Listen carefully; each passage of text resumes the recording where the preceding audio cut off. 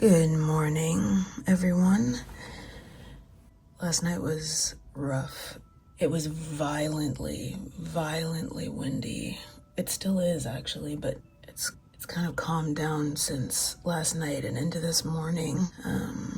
So up in my little cubby hole area at the top of the stairs, it was so windy that I could hear objects being ripped off of people's balconies in the apartment buildings around mine. I could just hear things crashing into the sides of other buildings and crashing onto the ground and being ripped off of balconies probably and like hitting cars down below. So violent. It's bright now, so I'm back in my place and I'm gonna go out probably after I finish this video, just to check out the damage. Kind of interested because I'm pretty sure a lot of stuff got broken and messed up last night. Anyway, it was basically so loud that the wind was being forced through that door at the top of the stairs that leads to the roof, and so it was just howling. I should have filmed it actually because I wasn't asleep. I couldn't sleep. It was so loud. It was a missed opportunity. It actually sounded like, the wind sounded like someone howling, like a human, which was crazy. I've never, ever heard the wind sound like that before. But because it did sound like that, I was not going to be getting any sleep. Anyway, the goal for this video is... Oh yeah, I wanted to say, no one's found out that I've been sleeping up there yet, which is kind of a miracle. I mean, it's not like I leave my whole bed set up there all day, every day. I try to be as discreet as possible. Unfortunately, because it gets dark so early, I kind of have to have my bedding out of the apartment before it gets dark, so... I have a few other hiding places around my apartment building where I can kind of stash it, and no one's found my bedding, but I don't actually like completely set up my bedding until I know for a fact that probably everybody in the building is just about asleep. And what I'll do when it gets dark and I know I can't be in my place anymore is I'll just go to like a coffee shop or something in the neighborhood, some little cafe, because it's still the afternoon, which is wild. And I'll just try to kill as much time as possible in like a brightly lit space filled with people before I have to go back into the building and make up my bed. So it's kind of the system that I've created, because I know for a fact that if I set up my bed super early, like at 5 or 6, and I do that every night, someone is going to go up there for some reason, maybe even a maintenance guy, because their work schedule, I think they're around until 6 or something. Yeah, I just don't want to risk it. Putting all that aside, the plan for this video is we're gonna check out these 2 little bits of paper that we found in the big trunk. There's actually 3 pieces of paper. Well, 3 wrapped pieces of paper, like these little 2 guys. But again, I don't want to trap myself. I'm really trying to be more conscious of the time. And yeah, we're just going to open up these 2, read them, see if we can figure out anything, because obviously someone thought they were important enough to wrap up. And you know, like, it's just an interesting thing. I'm really curious. I'm curious about people, especially about whoever these trunks belong to. If it is Ruby, then I don't know, maybe we can find out more about her interests in these little clippings.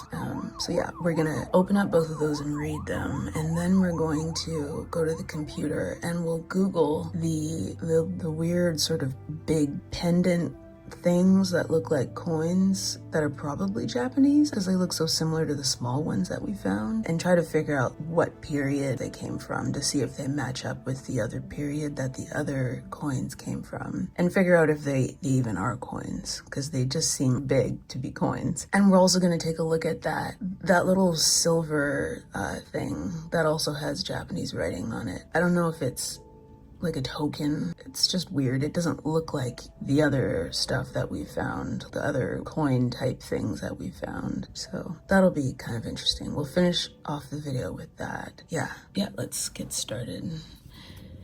We could probably start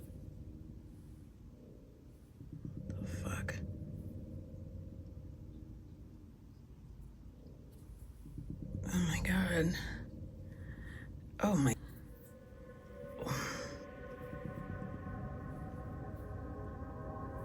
What the fuck happened to me? Oh, that's disgusting.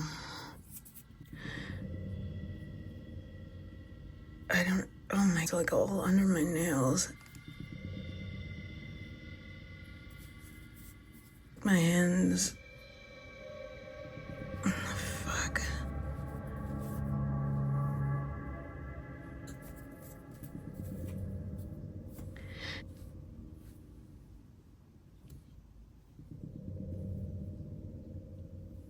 Oh, it's all under my fucking cuticles. This is so disgusting. I don't even know. I had a shower last night. I didn't sleep. I was wide awake. This is sick. Okay, I need to clean my hands because I can't handle disgusting hands.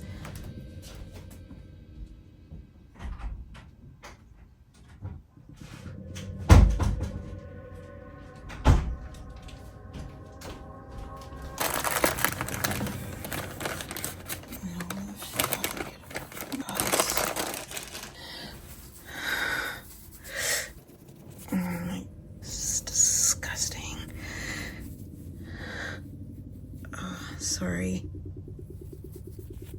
It's like right deep down in like the deepest part of my fucking cuticles.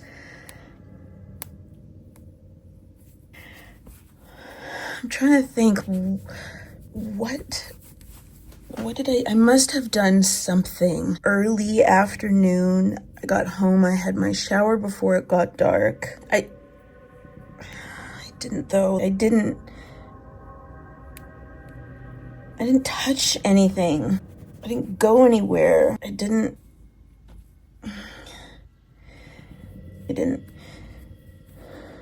anything like it? I can't think of anything. Look at that. Look at that. Look at this. What the fuck? Ow. I have problems with my hands being clean. I always need them to be clean. And unless I'm planning on having them be dirty, if I'm gardening or repotting a plant or something, but I don't do that this time of year for any reason. I can't even. Oh my God. Oh. It's one of the reasons why I keep my nails so short, is because I cannot handle. My grandma used to tell me to cut my nails because she said if I got dirt under them, vegetables would grow under them. She said vegetables would grow under them if they had enough dirt. She used to say that when I was a kid. She might have been responsible actually for the reason why I'm so extreme about my hands being clean now, but who knows? I can't think of any thing that I did involving. Oh, I can't smell anything now. It just smells like my wipe, which is like got some sort of, it's like Lysol or something. That's all that my hands smell like now. I should have smelled them before I started fucking cleaning them. I mean, I think it was just dirt. That really doesn't smell like anything on the cloth. If it was something else that had a smell, I'd smell it mixed in with the Lysol smell, I guess. I can't get that dirt out from under there. I need like a tool, but I'm not going to spend this whole fucking video cleaning my hands, which at this stage right now in my brain, it's exactly what I want to do, because this is just...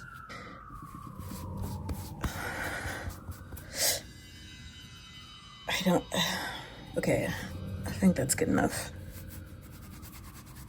It's not gonna get any better than that.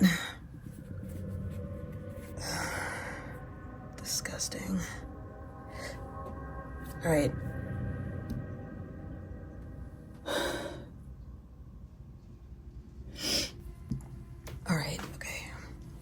there's nothing, I don't have anything else to say about that. I don't know what. All right, let's start with, I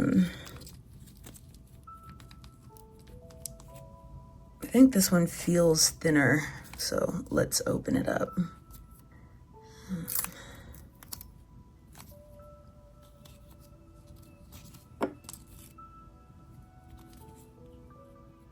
Might not need to, I guess it's easier if we just,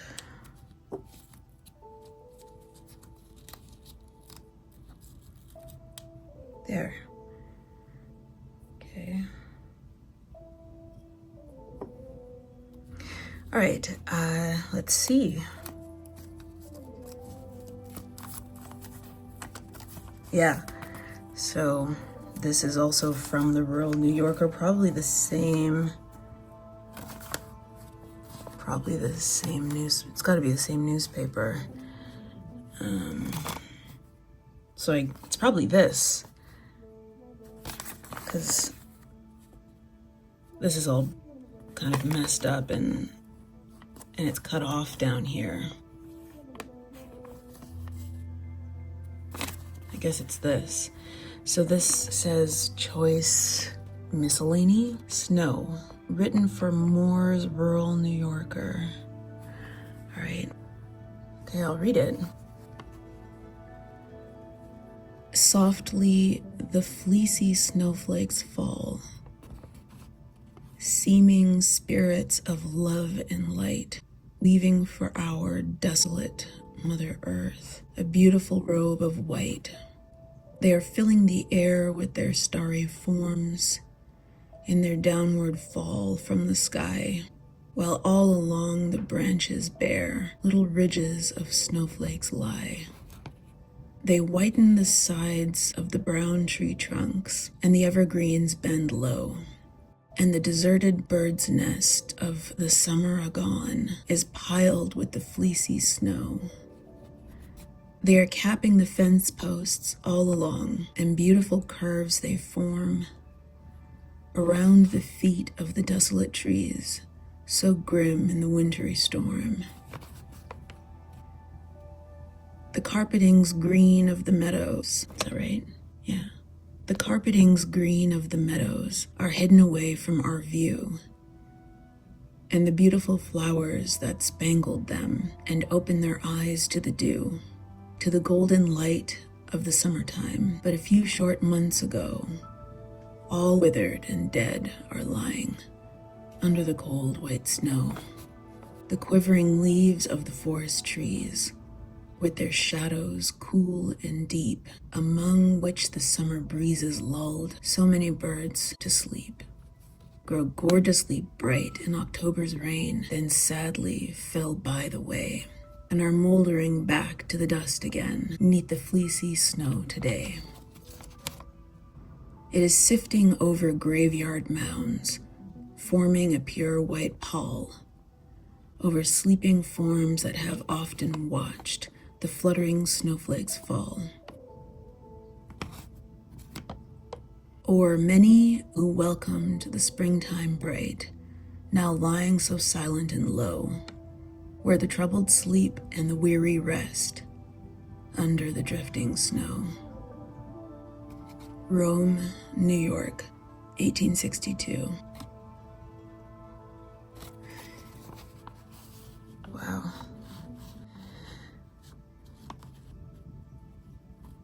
Right in time for winter. And it's 1862, so this is definitely from the same piece of paper. I guess just a different page, but it's not the whole page, it's just this one poem that was cut out. I guess she must, I'm assuming it's a she who owns the trunks now, because I mean, all the stuff that we found so far in them, I guess she likes poetry.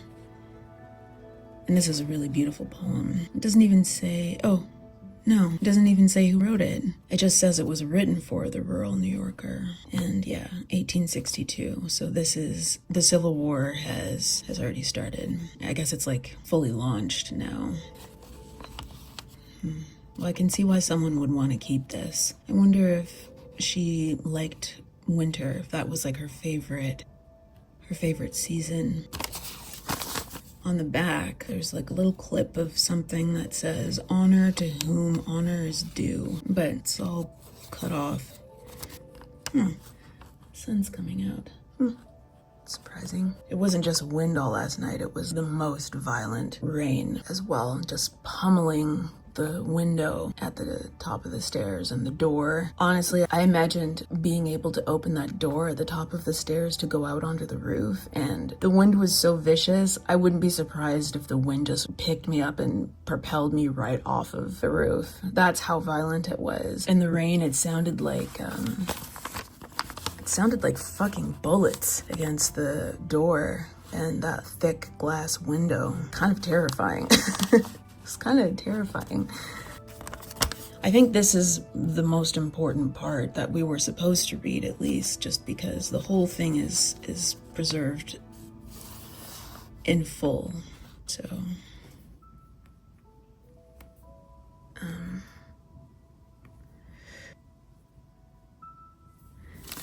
yeah, okay, well, I really like this. And now we can do this one. I'll try to open it. Good. There.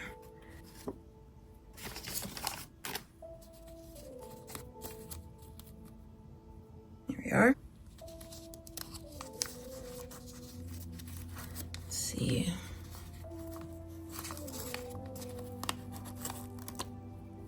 Ooh. Oh, it's like, oh no, no. Shit. Oh, well, interesting. That's from page 63. Huh. So that's, whatever that little blurb that is, that seems complete. Actually, they're both complete. We should be able to read this entire submission. We're missing a word right there, unfortunately. And looks like we can read this whole submission. So let's see. This says domestic economy, moss mat, fancy basket. All right, that says EADS or EDS. I don't know what EDS stands for. Okay. I take much pleasure in replying to some of the inquiries in your paper and have selected a mat for constant reader from over a dozen varieties of knit and crochet ones. Moss mat? Moss mat.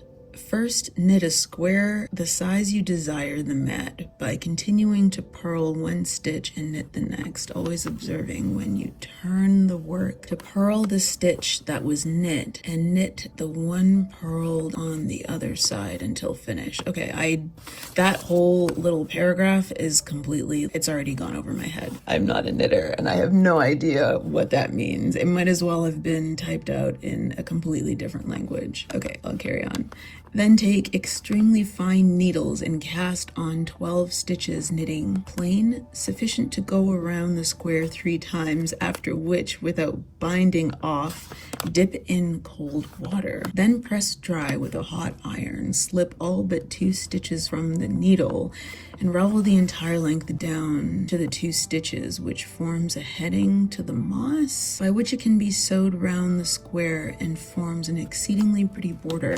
The mats are prettiest in my estimation, knit of different shades of green Shetland wool or green shaded Berlin wool. All right. Fancy basket. Form your basket of pasteboard and then take pink and white tissue paper, fold it into strips of about 3 inches in width, and with scissors cut it in the finest possible shreds. After it is all cut, curl by passing a knife firmly and quickly over a small part of it at a time until it is finished. Then separate the strips and wind the pink and white alternately around the handle as thickly as possible and sew on the basket closely. The basket may be filled with flowers. The paper, when cut fine, has a feathery appearance and is exceedingly beautiful. Sylvie Spray. Yeah, I'm sure that makes sense to somebody, but it's gone completely over my head. I wonder if this was even the part we were supposed to read. Or maybe it's this. Okay, anyway, let's read this side. This is called The Mother's Choice. This is, I guess we're in the ladies department. So I would say maybe more proof that it's a woman who owns these trunks. Not only is there domestic economy and how to make things, fancy things, but also the ladies department. And this little submission is The Mother's Choice by Kate Woodland from Carlton, New York, 1862. Hope you can see that. A mother sat one summer eve within her little room. Her children hovered by her side amid the twilight gloom. She thought, an angel spake to her. I've come, he said, to bear a little lamb from out thy flock, a birdling from thy care. But first I gave thee power to choose with which thou first would part, which little blossom of thy love thou'dst pluck from out thy heart. Okay, so this is already like dark. It's like the angel of death who's shown up to steal one of her kids. Horrible. The mother gazed in grief and woe. Oh, do not take, she cried, my eldest born, the rose that bloomed so sweetly by my side. She's grave and thoughtful, faithful, kind, and true in word and deed, so watchful o'er the younger ones, and mindful of their need. Our home would be so desolate, and dark the sunniest day, were we to lose our little girl, our darling Ellen May. Her little sister? No, oh no! Within our household bower, she's the honeysuckle sweet, which gladdens every hour. Light-hearted and affectionate, each wish and want is twined with sweet content and love around her sister's guiding mind. At work or play, by night or day, apart they do not dwell. 'Twere cruel now to separate. Oh, leave my Clarabelle. And yet I cannot spare my son, my brave, my only boy, his father's morning glory and his mother's evening joy. He's agile as a mountain deer, as reckless and as free, and yet a warm and loving heart has little Wendell Lee. His father's heart would burst with grief, and mine be filled with woe, were we to let from out our home our merry prattler go. Yet, oh, I cannot, dare not say that thou, my youngest pet, my violet, my daisy, my fragrant mignonette, art any less beloved by me because that love is brief. Thou art to me what morning dew is to the summer leaf. I cannot bid thee take my babe, good angel, hear my prayer. I cannot choose, then leave them all to bloom beneath my care? I don't know if another word maybe it was before care. Whatever was there, it's gone now. Let me read that part again. Yet, oh, I cannot, dare not say that thou, my youngest pet, my violet, my daisy, my fragrant mignonette, art any less beloved by me because that love is brief. Thou art to me what morning dew is to the summer leaf. I cannot bid thee take my babe, good angel, hear my prayer. I cannot choose, then leave them all to bloom beneath my care. The angel sadly turned away, but soon he came again, and bore away the eldest flower. The mother's tears were vain. She laid her darling in the grave, and thought her heart would break. And yet she blessed the holy power which gave and could retake, that he in wisdom did not add the deeper, heavier woe of choosing which of those she loved should be the first to go. And I guess she's from Carlton, New York, 1862. I wonder if she wrote that. It is, she did. Kate Woodland wrote this. This is also pretty dark. I guess when you think about it, child mortality was probably extremely high around this time, so it kind of makes sense that there would be poetry out there being made by mothers who were losing their kids to anything.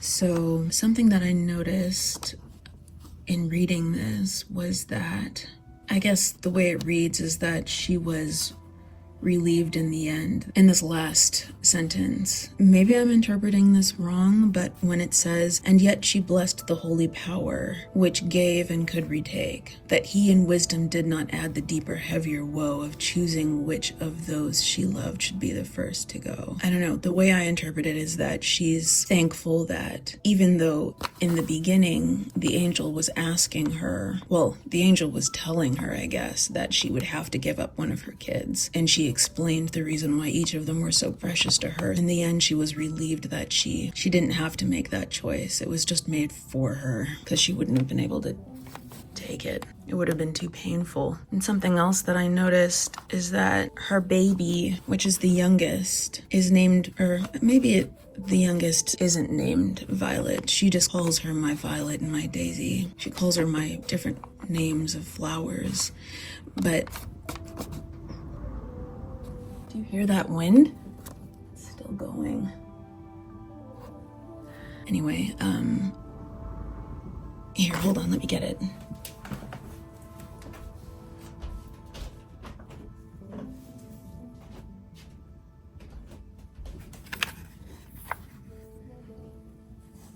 That's Violette. Pretty sure. That's the French version of Violet. Probably making a fake connection. But if Violet is this lady's baby, maybe Violette, aka Violet, is like the baby of the family, the youngest of Nolia and Kenton. Probably a stretch. It's interesting, these both feel very wintry. I guess maybe not wintry, but very dark. This one is super dark because, you know, she has to give up a kid, her oldest kid. But then you've got also this beautiful, really dark winter poem, 2 poems. So the lady who owns the trunks clearly likes poems, dark poems, but poignant poems. Okay, I don't think there's really anything else that I can take from these, but I'm glad that we opened them. And we still have more newspaper stuff to look at from the big trunk, but I think starting with these 2 is good. Let's go to Google and check out the other stuff now.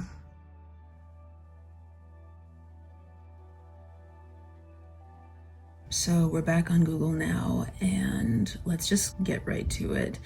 The goal is to try to figure out what these things are and see if they're actually coins or if they're pendants or something like I thought they might be, just because they're so big. Let's check it out. We're going to just bypass AI and see if we can... Oh, okay. So, I mean, eBay, Etsy, they're all coming up as coins.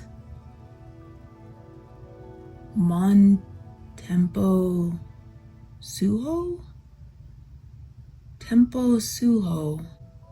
Oh, they're all coming up with the same era, the same range.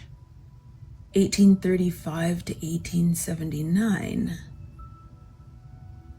I don't know, which one should we check?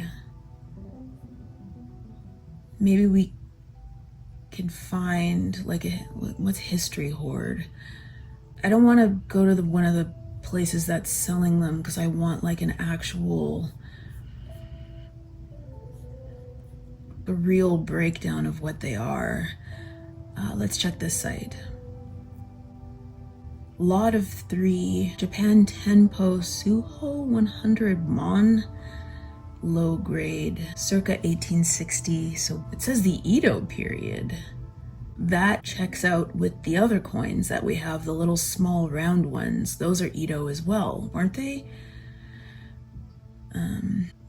3 large brass coins from Japan's late Edo period, circa 1860, discontinued due to corrosion and foreign materials stuck to the surface of the coins. That's the reason why they were discontinued, because I guess they used the wrong type of metal and they attracted a lot of junk that stuck to them.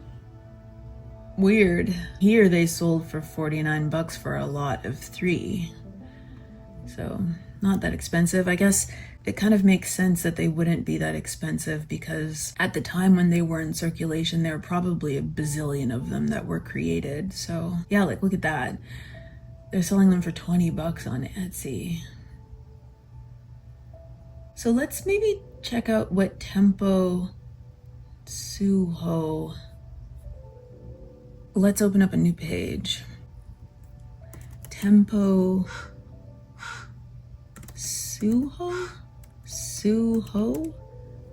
𝘠𝕚𝕚𝕚 or 𝘠𝕚𝕚𝕚?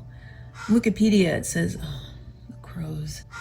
Guess I can't really be surprised that they'd show up. It seems like their favorite thing to do as soon as I start filming. Surprised that they didn't show up earlier, to be honest. Okay, so 𝘠𝕚𝕚𝕚, Edo period. Well, let's check out Wikipedia. An Edo period coin with a face value of 100 mon. The mon was the currency of Japan from the Muromachi period in 1336 all the way to early Meiji period in 1870. But how long was the 𝘠𝕚𝕚𝕚? I guess this says it was originally cast in the 6th year of the 𝘠𝕚 era, 1835. And let's look at hours. Here we go. So that's what hours looks like. That's the front side of one coin and then the back side of the other. That design is pretty interesting. Let's see. There it is. That's the front. And oh, so it was made of copper, lead, and tin. I guess we'll find out through Wikipedia why they stopped the circulation, if it's the same as from that other site. The reverse has that sign, and I don't know what that means. Oh, look at that. This is really amazing. I wonder if that's how they made them, and then they just kind of snapped them off. So the Tokugawa government started issuing the 100 mon coin in 1835 as a way to combat its fiscal deficit. But due to the debate, I guess that site was right. Due to the debasement of the copper in the 100 mon denomination, 5.5 times a 1 mon 𝘰𝕬𝕚𝕚 coin. I think that's what our little coins were, weren't they? Weren't they the 𝘰𝕬𝕚𝕚, which led to chronic inflation in commodity prices. This has been compared by economic historians to the inflation caused by the introduction of the 100 yuan, minted by the Qing dynasty due to the Taiping Rebellion in 1853. That's a whole lot of history that I could deep dive into, and I'm not going to do it. I refuse, because this video will instantly become 5 hours long. I'm not doing it. I have to exercise better control. Let's see. So this isn't the Korean mun. This is the Japanese mon. The 𝘠𝕚𝕚𝕚 continued to be produced for the duration of the Edo period. So the actual market value of the 𝘠𝕚𝕚𝕚 was significantly lower than its face value and was estimated only at 80 mon during the end of the Bakumatsu in 1869. Oh, there we go. So the coin had become the most commonly circulated mon denomination, accounting for 65% of all mon circulating at the time. That's why they're so cheap everywhere for the people who are selling them, who have them, because there must have been 1 trillion of them made. So yeah, so this is perfect. We have like a timeline here, which is always what we want. So between 1835 and 1870, a total of 484,804,054 𝘠𝕚𝕚𝕚 coins were produced. Wow, so cool. Huh. In the 1950s, coin collecting had become popular in Japan, which led 𝔻𝕟𝕥𝕚𝕚𝕚 to give away 𝘠𝕚𝕚𝕚 coins as prizes to children who had collected points, which could be accumulated from purchasing 𝔻𝕟𝕥𝕚𝕚 caramel boxes. As soon as 𝔻𝕟𝕥𝕚𝕚 soon ran out of genuine 𝘠𝕚𝕚𝕚 coins, they started producing near identical fake 𝘠𝕚𝕚𝕚 coins to meet the demand. These imitation 𝘠𝕚𝕚𝕚 tend to have deeper cut characters on the coin's reverse. These 𝔻𝕣-produced coins are worth more than genuine 𝔻𝕚𝕚 because of their scarcity. How do I know if I have a 𝔻𝕚 or an original 𝔻𝕚? I don't know. I don't know how I'd be able to tell. So the 𝔻𝕚𝕚 coins are a prized coin in the numismatic community, but as over 24 variants exist, the price of each coin is dependent not only on the quality of the individual coin, but on various other factors such as mint marks and era, ranging from $12 to $2,800, though more worn out coins sell for as low as $4. These don't look worn out. I don't know if mine are 𝔻𝕚 replicas or if they're originals, but if they were 𝔻𝕚 replicas, they would be more expensive. And I don't know what a mint mark on a 𝔻𝕚𝕚 coin looks like. Should we try to find out? Let's just copy this and we'll go to mint mark. Let's see if something comes up. So the key mint mark features on the rim edge of the oval bronze coin small, often abstract symbols like flora or fauna or geometric shapes. That's pretty cool. Okay, well, I only have 2 of these. I have them right here, so I'm gonna take a look on the ridge. Holy shit! I'm pretty sure that's what these are. These have little marks on the... I wonder if I should... I don't have a picture of this. I'm only just seeing it now because I didn't look for it before. It looks like when I edit this video, I'm going to insert a picture into this part where I'm talking so that you can see what I'm seeing. It looks like a little sort of star on the sides, on both sides. It's like a tiny little indentation of a star. That means that these are mint marks on these.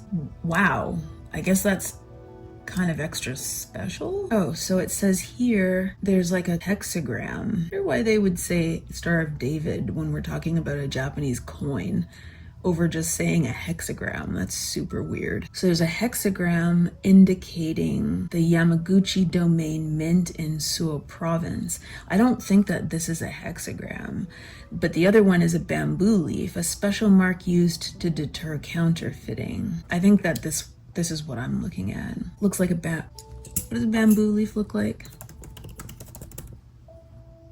Yeah. Kind of like that. Yeah, it's definitely something that looks like this over a hexagram.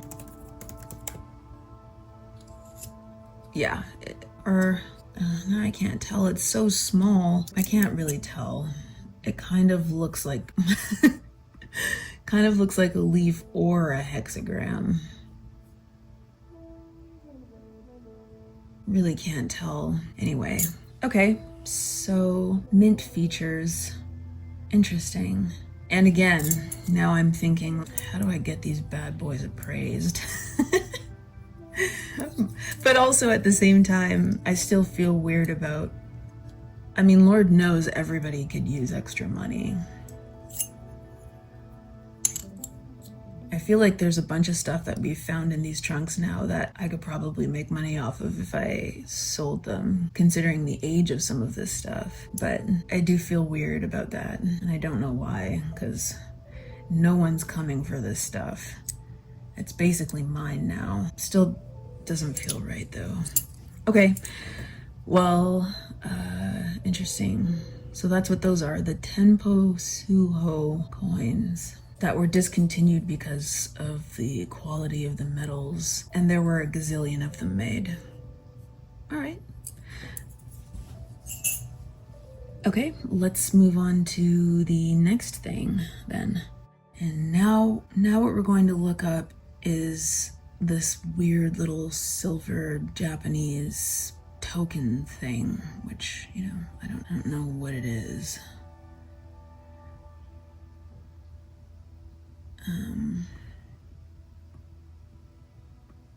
We get enough of it in there. And okay, there's lots of them. 𝘼𝕟𝘱𝗔𝗐? 𝘰𝘱𝗺𝗔. Let's check. So Wikipedia says, hold on, let's pull it up again.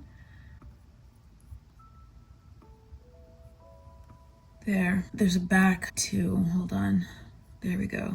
I don't know if that's the front or the back though, but there's this guy and that guy there. Let's check, I don't know, sterling and currency, that website.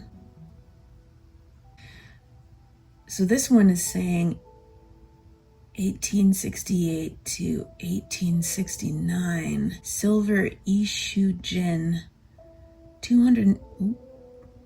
295 fucking dollars. Do you know how tiny that is? Well, we looked at it. It's like smaller than the size of my probably smaller than the size of my thumbnail. It's tiny. It's really cool though. So they're saying it's a coin? Modest Japanese silver coin was issued during the decline of the Tokugawa shogunate. Are they all that expensive? 1868 to 1869? Was it only issued between that short time period? Is it actually real silver? Is mine the same as that one? I have so many questions. Let's see. Yeah, it's the same. It's exactly the same. They can't all be that expensive. Let's check Wikipedia. Wikimedia? This one says 1853 to 65. That's a wider range. This doesn't say anything about it. They're selling it for 40 bucks on Etsy and 50 bucks on eBay. How could they get away with selling it for so much more on sterling and currency? What a joke. I guess I just want like the history of the coin. Yeah, this one says 1853 to 1865. That's the front. Let's check. Oh, it's so bright all of a sudden. Yeah, it's definitely the same coin that we've got. Doesn't say anything about it though. So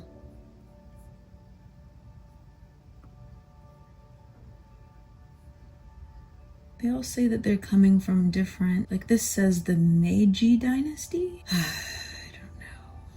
1868 to 1869, 1853 to 1865, and 𝘰𝕱𝗱𝗚 silver, samurai silver. Let's just Google it now that we have the actual name for it.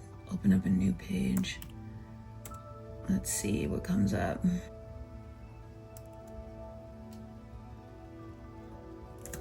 Coin. Someone did a video on it, but I don't know if I'm allowed to watch their video while I'm making a video. Probably not. Here, let's see if something comes up for Reddit. Someone has the same coin as us. Japanese shujin during the Meiji, specifically.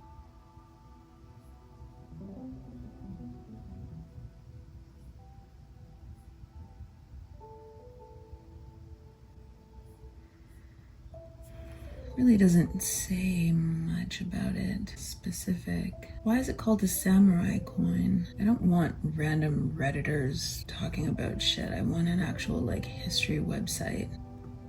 Maybe this series like of coins, I guess, is obscure. Between the obscurity and the origins in a country with a language so unfamiliar to most English speakers, it's a challenge to figure out what's going on. What are you talking about?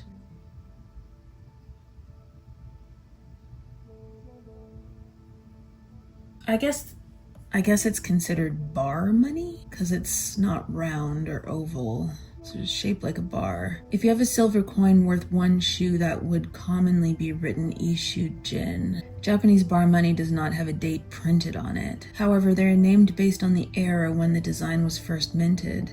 The type of silver ichibu first minted in 1859, known as the Ansei Ichibujin, is known as the Ansei Ichibujin because they began during the Ansei era. So 𝘰𝕱𝕺 silver coin. If I just type in Wikipedia, let's see if maybe it's the shoe. Ball-shaped nuggets used in Western Japan. Weird. Interesting. Oh, there's the, I don't know if that's my coin. Doesn't look like it. Characters are weird. Don't have that though. I don't have that at the top. I don't know. Let's see if we can find it. There. They all have this little thing, which mine doesn't. It's got a different type of stamp on it. So they have a different percentage of how much silver it is. I don't know about that for mine, but I guess it is a silver coin, which is kind of cool. It's pretty close to 100% silver for all of these other bar coins. Let's check out Tokugawa coinage. Yeah, I think this is what we're looking for. We've got these, we've got something that looks like that, except ours has got the cutout in the middle, and then we've got this little guy right here. Under it, top right, a silver ichibuban, and under it a silver ishuban. And then we've got the bronze round mon coins. So let's see, we don't have any of those, so we'll just bypass those. Let's check it again. No, we've got these little bolts all around the circumference of our silver. They're not little stars. Yeah. Oh, okay. So ours is the Kai? That looks like it. Ishuban. So there were then Nishuban and the Ishuban, small denominations of silver or gold before getting to the Mon or Sen bronze coins. From 1853 to 1865. Is that what they said? Yeah, that's what it's listed as on eBay, is the Kai era. I don't know if that's how you pronounce it. Okay, we're getting somewhere. 1.7% gold and 98.7% silver for the silver Ishuban from the Kai era. They're the Kane Suho coins, which we've got. And we've got the Tempo Suho coins. I should save this page so that I can copy the dates. They're copper coins. So,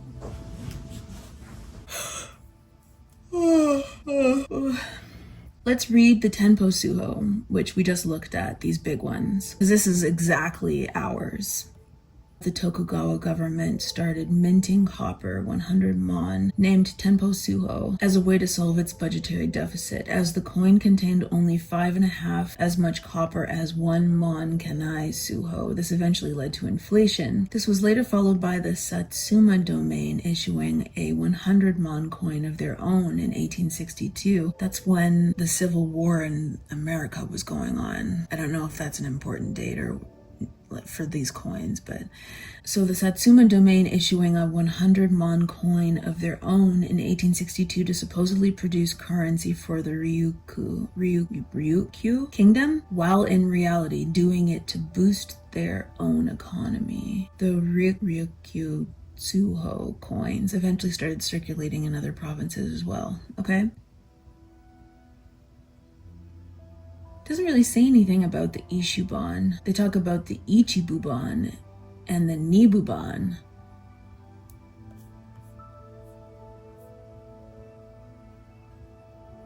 Look at that. Is that all gold? Oh my god. Well, that's the end of that. So if we go back up to the Ishuban, which is what we have, this guy, and we click on it, it says nothing. All right, I don't really think there's anything that any more we can find out about it. Aside from it being called a samurai silver, it's got a high concentration of silver in it, samurai, and it's got the pearl border. Why is the Ishujin called samurai coin?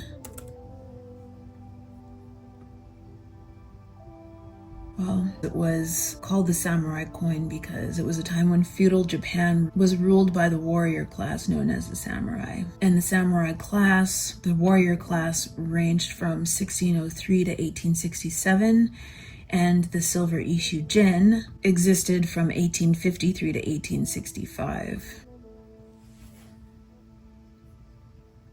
Pretty cool. Okay, so we figured that out. Got a timeline for when it was in circulation. All right, we're gonna check out one more thing before we finish this video. That super stinky blade that has that hide wrapped around it. I think that really needs to be investigated, so we're gonna do it now.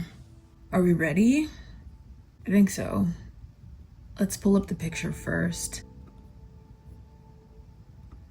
So this is it, and it's some sort of metal that's been forged into this shape.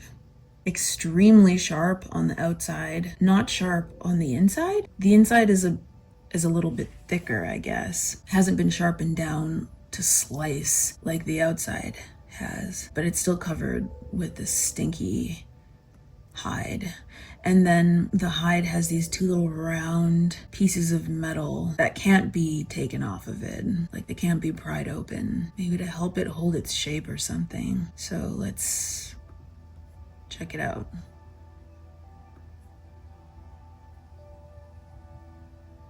Okay.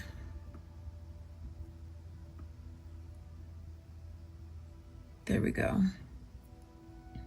Whoa! Huh. Okay, so these are all over the place. There are tons of them. This one's a knife bracelet. Ethnographic arms, weapons of warriors. Kenya. That says Kenyan. This is Kenya. A bracelet, knives, and ring. Turkana. Kenyan Turkana? Oh, I don't even know where to start. All of these say, they're all saying Turkana and Kenya. Wrist knife, wrist knife.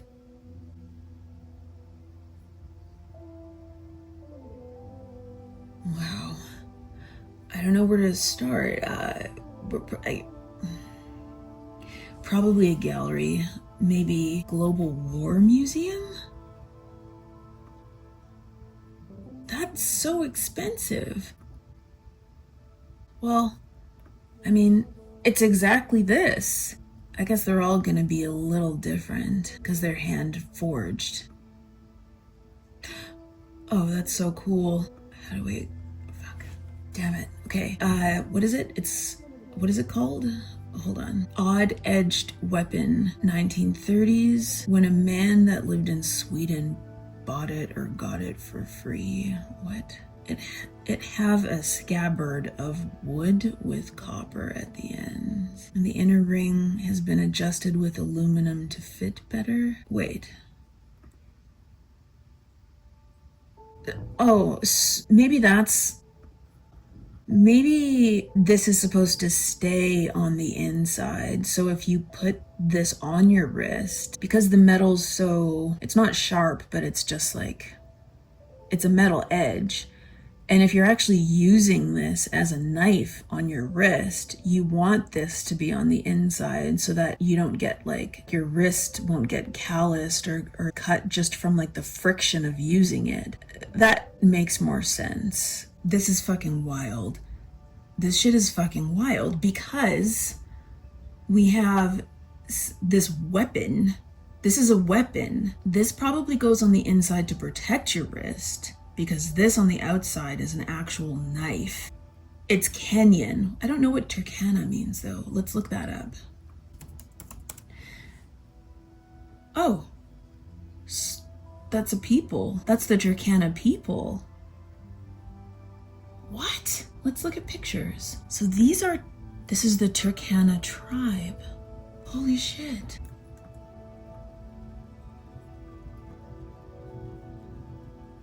Look at her. What a face. Something about her face makes me feel like she probably laughs a lot. It doesn't look like it. Something about these lines, though. I don't know. There's something in her mouth that makes me feel like she has a sense of humor. This is crazy. This is Africa Geographic. Nomadic Turkana? Look at the beads.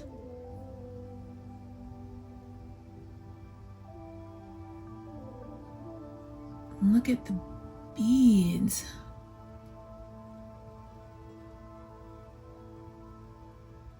Okay, so hang on one second though. What we know is that Kenton, Violette, and Nolia, what's the other guy's name? Oh, well, also Leon and Ruby and March, Bray Boy.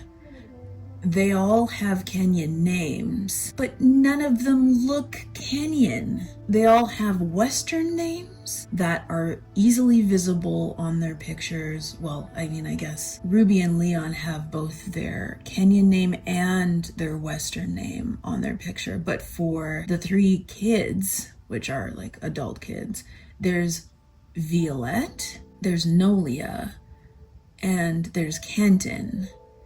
And they all have their Western names like out in the open on their frames on the back. But then when you lift up the stand that holds the frame up, that's where their Kenyan name is hidden. And when you look at all three of them, they don't even look even a little bit Kenyan. They don't even look even a little bit Kenyan. So that's confusing. But something interesting though is, what did they say? It says it's a knife bracelet. This one says that it has more names when it was spread to Sudan and Uganda. But this, I guess this one in particular, was made in the late 19th century.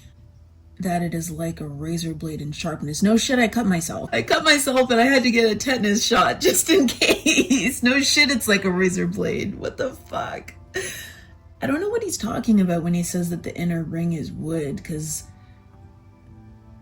this is not wood. There's no way, because this isn't wood. It's flexible like leather and it stinks like rotting meat. It's made from some kind of an animal, so maybe it's just like a language barrier. We're gonna keep looking for more information on this, but all these are saying that it's a knife bracelet, wrist knife. But then it also says, some of these say fighting wrist knife.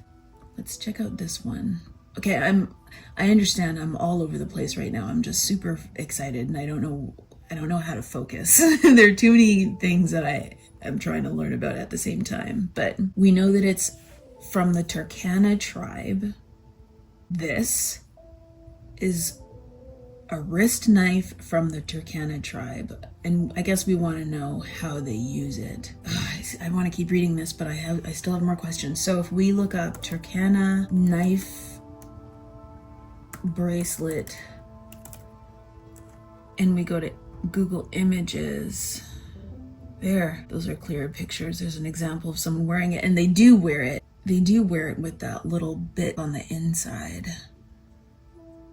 I don't want to touch it because it stinks, but at the same time, now that I know that you're supposed to wear it on your wrist, I want to put it on and take a picture. I might do that and insert it into this video once it's done, just to show you what it looks like on my wrist.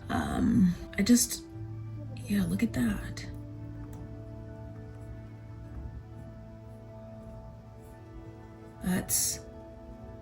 So then how do and they keep that on until I guess they're ready to use the blade, so that they don't cut themselves like accidentally. And they just keep it on one wrist. They don't have it on both wrists.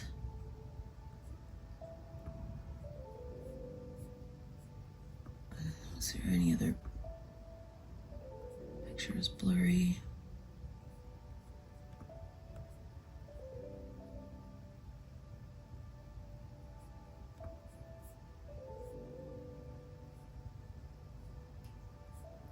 Just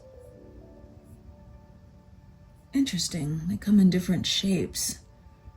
That one's oval and these ones are round. I know I'm fracturing. I'm getting into that stage where I'm opening up a million different web pages, but so this is, what are they saying about a finger knife? Okay, let's just read this and try to focus on one thing at a time. So the Turkana people of Kenya use both wrist and finger hook knives. As weapons, they can be used to gash the face or gouge out an eye, but they were also used as utensils to cut and eat meat. Huh. Okay. It smells like meat, but I'm sure it hasn't been used to cut meat for a very long time. And it's pretty, like it looks clean to me. So inserted on the wrist and covered with so you insert it on your wrist and it's covered in a thin strip of leather. It may look like an ornament, but once it's ready for use, it's better to be far away from it. Their Turkana are the finest fighting men in Africa. So without so many preambles, Mr. Crampton defined his subjects when he was appointed a political officer in Turkanaland. I've never even heard of Turkanaland. He is echoed by Elizabeth M. Thomas when she describes them as having a reputation for an extreme rapacious bravery and again as exceptionally fearless. Oh man, my mind is reeling right now. So there's Kamau Kenton, and his name is Kamau Otieno, which means silent warrior born at night. His literal name is quiet warrior or silent warrior born at night. And they're saying that this is not only a weapon but a utensil, and that the people who use this were known for their extreme rapacious bravery and they were exceptionally fearless. This is this is fucking cool. Holy shit, this is so cool. I don't know what they mean by finger hooks. Finger knives? We definitely don't have one of those, I don't think. Are found among several Nilotic and Hnilitic peoples of Sudan, northern Kenya, and Uganda, and some West African peoples, for example, northern Nigeria. So these are definitely the wrist ones. That's what we have right here. Oh, look at that. Oh, holy shit. That's pretty cool. I wonder if we can find a picture of someone wearing one of those. Wow. Wow. Those are deadly. Those are pretty amazing. This is wild.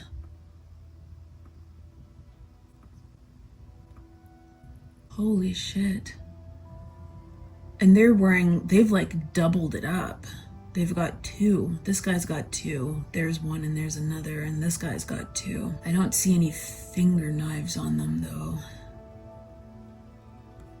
This is so amazing.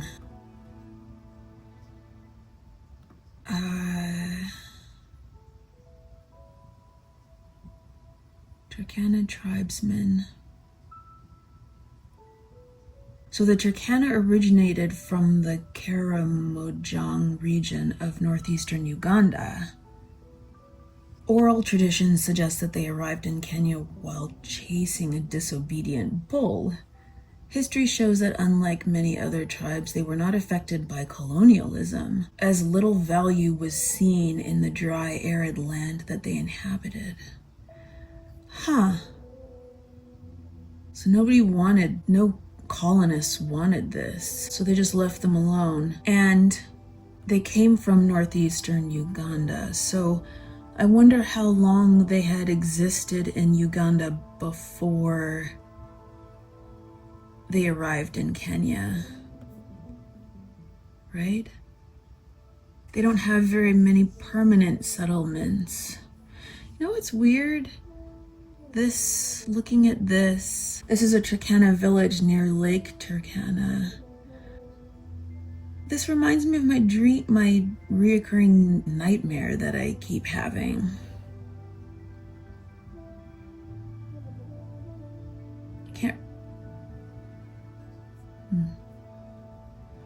The Turkana don't have any permanent settlements, frequently moving as food and water sources become exhausted. Livestock not currently being milked are moved to mountain slopes or foothills where the vegetation lasts longer than on the plains. Yeah, Kenton, Nolia, Violette, Ruby Leon, what's the other guy's name? March. These people, they don't look like these people at all.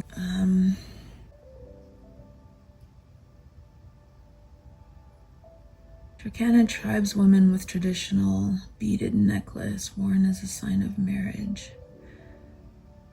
It's a lot of jewelry. Camels, there were camels in my dream, but the camels were by the water or the ocean.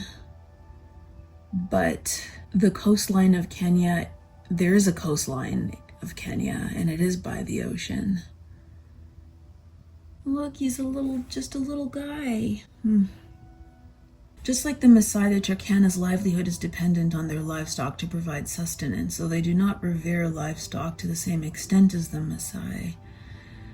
Camels are one of the animals that they raise, along with other livestock such as goats, zebu, and donkeys. So we're talking about the Turkana people.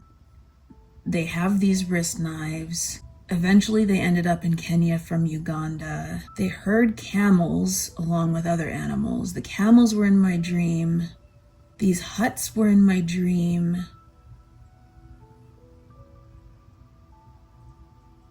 There's so much to digest. They live completely off of the animals' produce, such as milk, blood, skins, and meat. Turkana tribeswoman outside of her home. The huts and fences are constructed from doom palm leaves. It's really, really, really bizarre. It must be because of the dream. I know I haven't seen this picture before, and this is the first I'm learning about the Turkana people, but it all looks so familiar, which is really weird. But it's got to have been just from my dream, even though I didn't really see any people in my reoccurring dream that were wearing all these beads. But the village in my dream kind of reminds me of this. It's like pretty wild that I've never heard of the Turkana people, but I mean, I guess it makes sense that you can't know everything about everything in the world. And I guess if they're kind of nomadic,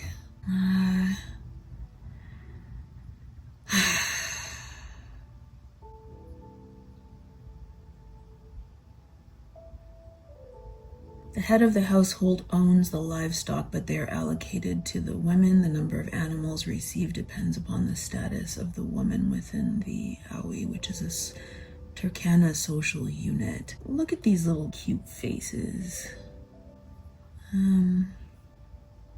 Beautiful, wow.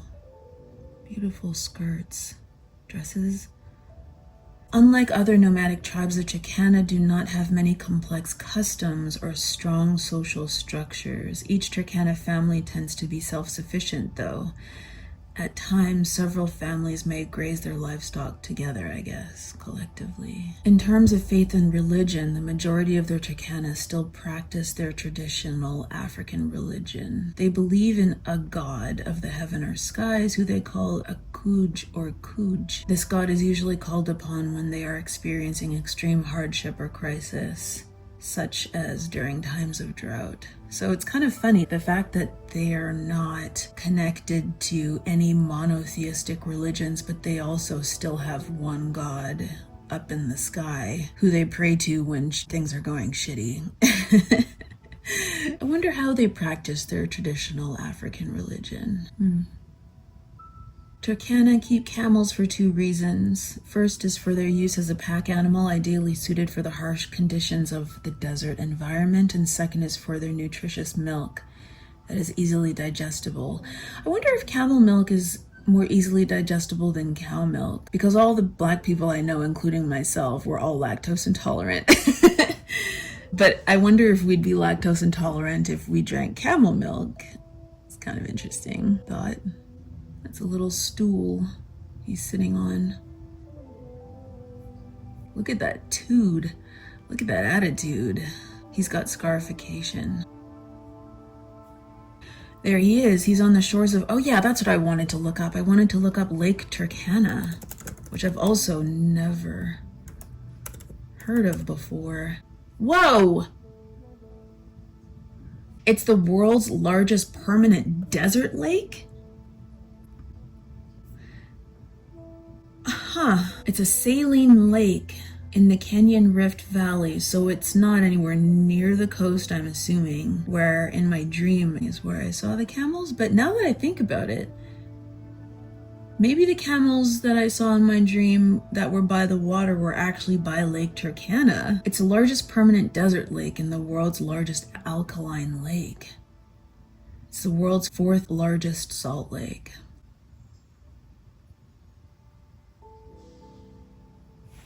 So let's take a look at some more pictures of it. Look at that. Oh, it's tiny. Damn it.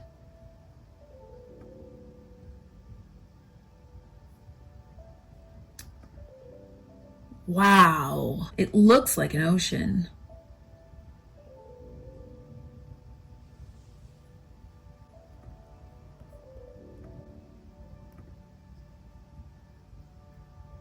What a view.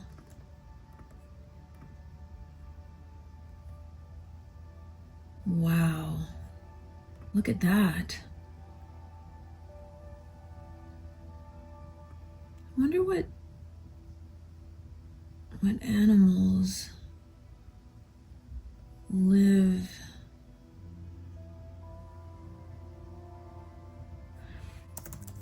What lives in Lake Turkana? So Nile crocodiles, hippo, tons of fish, tons of bird species, zebras, giraffes, lions, cheetahs, everything. This is so fucking cool. Nile crocodiles are found in great abundance on the shore flats. Oh my god, okay, this is so satisfying learning all these things. So back to the Turkana people. The Turkana are quite adept at crafting their jewelry, such as the stunning bracelets and necklaces that are worn by the women. They're quite proficient in wood carving, stone carving, metalwork, producing their weapons such as spears, clubs, and knives.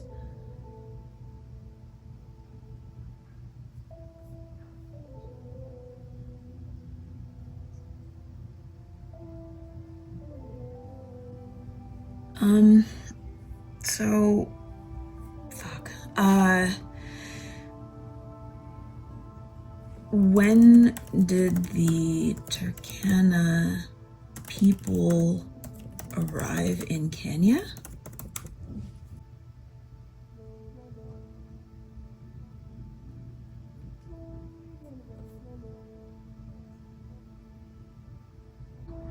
The wind is still pretty extreme outside right now.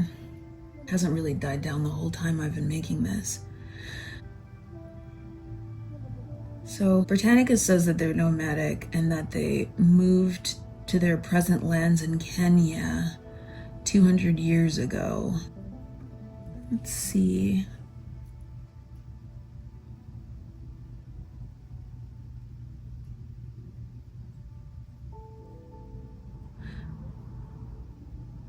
Quite unsung and fairly impressive is the fact that the migration of the Turkana tribe of northwestern Kenya is thought to be earliest among the communities of Kenya. So there's some of the first people to form communities in Kenya over 1,000 years ago.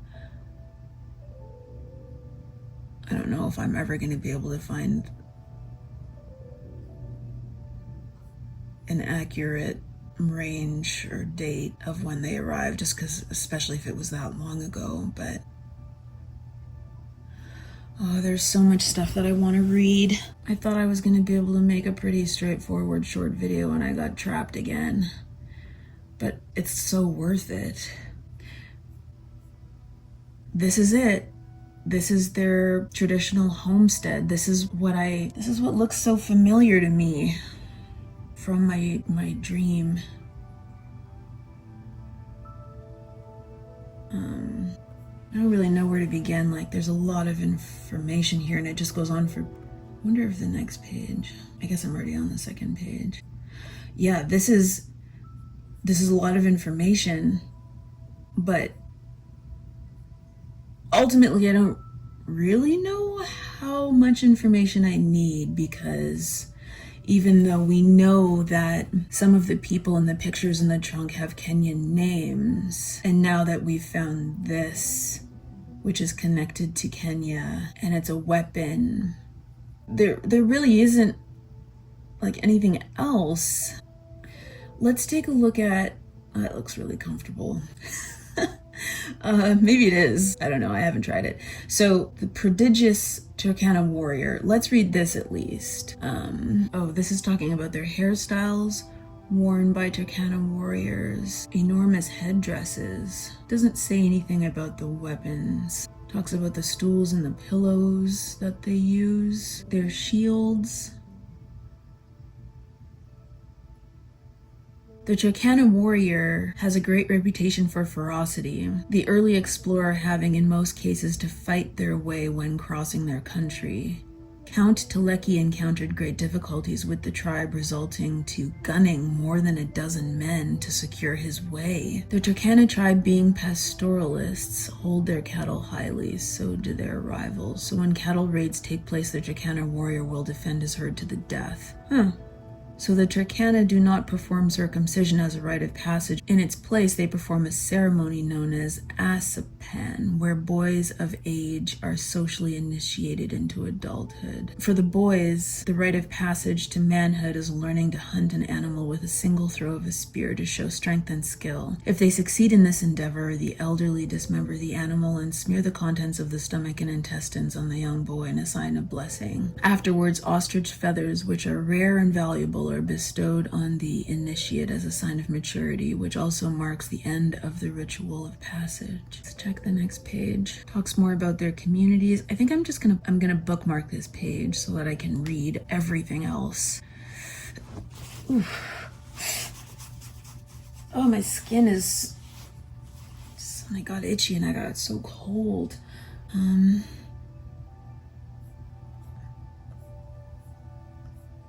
Yeah, it's a lot to read. Obviously, I'm not going to read all of this on camera, but it's amazing. And maybe this is kind of where we can stop the video, because it was easy to figure out what this is and how it's used. I guess because the Turkana people are nomadic, and it might have been 1,000 years or even longer than 1,000 years since they moved into Kenya. They existed in Uganda first, which means that they could have been using this bracelet or this knife in Uganda, which means that there's not really any way to know for sure how old this is, and if it came from Kenya or if it came from Uganda, or if it, obviously it must have originated from one of those places, but we don't know how the person who owned the trunks got a hold of this, right, to begin with.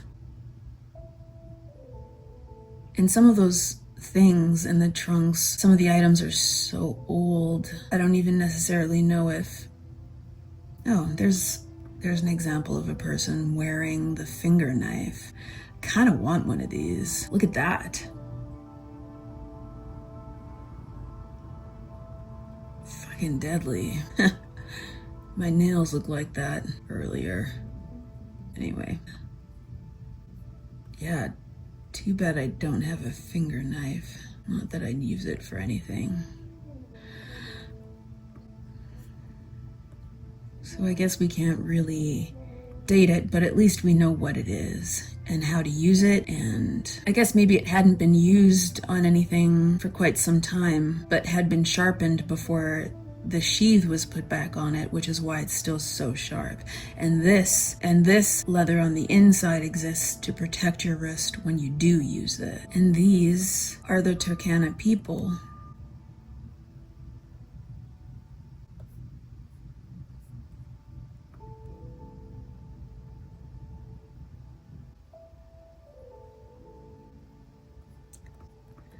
Look how beautiful that all that beading is. What a beautiful face. All I'm thinking about when looking at this picture is, why the fuck do why the fuck do I have this? Why is this in one of these trunks, and how the fuck did it get in there? Who put it in there, and why is it in there? Along with newspaper clippings from the American Civil War. Like, it's all so random. But it's clearly just all stuff that somebody likes. I like their little braids at the top. They're so thin, and I don't think there's anything else.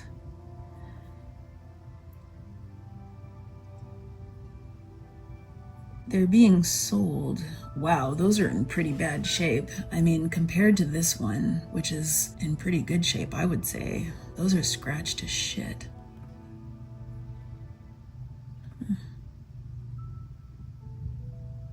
I guess my question would be, how many people are in the how many members are in the Turkana tribe? Something like that? Wow, 1.4 to 1.5 million people. And the majority are living in Kenya. And the population has grown significantly. That's pretty cool. It's still kind of breaking my brain that I've never heard of the Turkana people before. Oh man, okay, I'm gonna stop. So many thoughts, but also we have answers. It's not a mystery. Like, where did all these people get these from? I guess maybe they're just, this is what they deal in. They like sell African stuff, antiques. I don't know, but amazing. Okay, I'm gonna stop. I wasn't anticipating this going on for as long as it did, but this is great. I'm not sure what to do now, but think. I've got a lot to think about. So yeah, thanks for tuning in. Wild. I still don't understand why it stinks so badly though. Like, why does this smell so bad? Maybe because, well, I don't know. Is there old sort of meat juice or something in here? If they use this as a knife to cut meat too? Would have faded away by now, I would assume, the smell. But maybe all of these smell the same way. Whatever they used for the leather. Doesn't matter. Yeah, I'm gonna go think about shit and write stuff down and read all of that stuff from that other page about all that extensive information about the Turkana tribe and look at more pictures of the lake. Okay, have a good... The world is fucked. I can't even say it. Just be safe.